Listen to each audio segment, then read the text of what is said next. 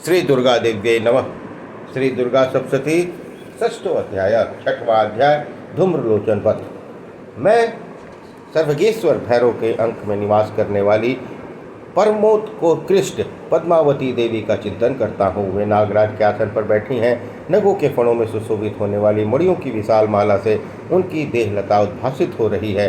सूर्य के समान उनका तेज है। 3 नेत्र उनकी शोभा बढ़ा रहे हैं। वे हाथों में माला कुंभ कपाल कमल धारण किए हुए हैं और उनके मस्तक पर अंधचंद्र का मुकुट सुशोभित है। इसी कहते हैं। देवी का यह कथन सुनकर दूत को बड़ा अमर्ष हुआ और उसने दैत्यराज के पास जाकर सब समाचार विस्तार पूर्वक कह सुनाया।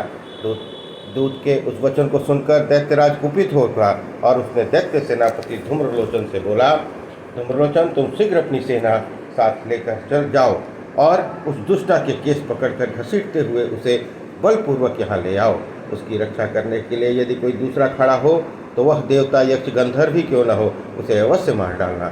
इसी कहते हैं। शुंभ के इस प्रकार आज्ञा देने पर धूम्रलोचन दैत्य 60,000 असुरों की सेना के साथ वहाँ से तुरंत चल दिया।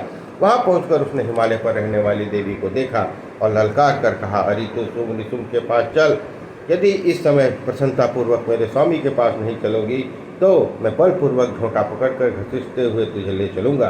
देवी बोली, तुम्हें दैत्यों के राजा ने भेजा है। तुम स्वयं भी बलवान हो और तुम्हारे साथ विशाल सेना भी है। ऐसी दशा में यदि मुझे बलपूर्वक ले चलोगे तो मैं तुम्हारा क्या कर सकती हूँ।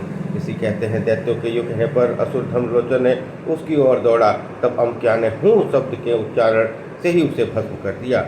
फिर तो क्रोध में भरी हुई दैत्यों की विशाल सेना और अम्बिका ने एक दूसरे पर तीखे सहायकों, शक्तियों और फरसों की वर्षा आरंभ कर दी।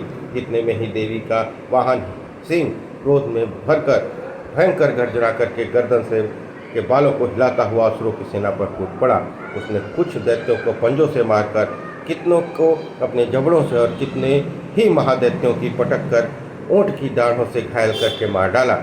उस सिंह ने अपने नखों से कितनों के पेट फाड़ डाले और थप्पड़ मारकर कितने के सिर धड़ से अलग कर दिए।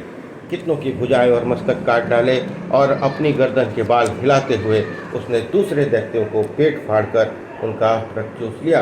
अत्यंत क्रोध से भरे हुए देवी के वाहन उस महाबली सिंह ने क्षण भर में ही असुरों की सारी सेना का संहार कर डाला। शुंभ ने जब सुना कि देवी ने धूम्रलोचन असुर को मार डाला और उसके सिंह ने सारी सेना का सफाया कर डाला, तब उस दैत्यराज को बड़ा क्रोध हुआ। उसका ओठ कांपने लगा। उसने चंड और मुंड नामक 2 महादैत्यों को आज्ञा दी, हे चंड और मुंड, तुम लोग बहुत बड़ी सेना लेकर वहां जाओ और उस देवी के झोटे पकड़कर अथवा उसे बांधकर शीघ्र यहाँ ले आओ। इस प्रकार उसको लाने में संदेह हो तो युद्ध में सब प्रकार के अस्त्र शस्त्रों तथा संपूर्ण असुर सेना का प्रयोग करके उसकी हत्या कर डालना। उस दुष्टा की हत्या होने और सिंह के भी मारे जाने पर उस अंबिका को बांधकर साथ ले शीघ्र ही लौटाना। इस प्रकार से मार्कंडेय पुराण में सार्वणिक मनवंतर की कथा के अंतर्गत देवी महात्म्य में धूम्रलोचन वध नामक छठा अध्याय पूर्ण हुआ। बोलिए दुर्गा महारानी की जय।